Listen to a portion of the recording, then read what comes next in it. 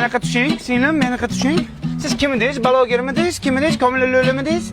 Aka nima bo'pti? Men taniyapsizmi? Men Kamila Lo'la blogerman. Ya men sizni ot qashqasida taniyman. Kecha istoriyangizda Open budjetga ovoz bersanglar 20 ming so'mdan beraman dedingiz. Men ovoz berdim. Nima tushmadi pul? Aka tushib boqmadimi? Tushmayapti. Hozir telefon qilishim boraman, akalarimga telefon qilib tashib yuboraveradi sizga.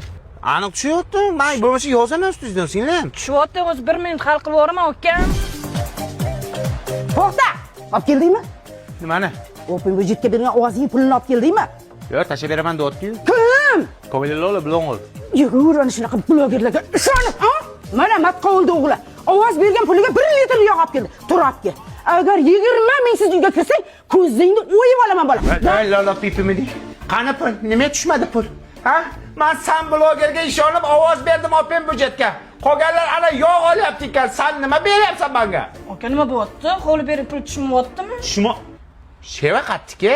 Navoiy City'niki. Yo, vayshi, tushmayapti pulingiz. Nimaga tush aldavoz? Uyga borib boqing, tushyapti, pul tushyapti.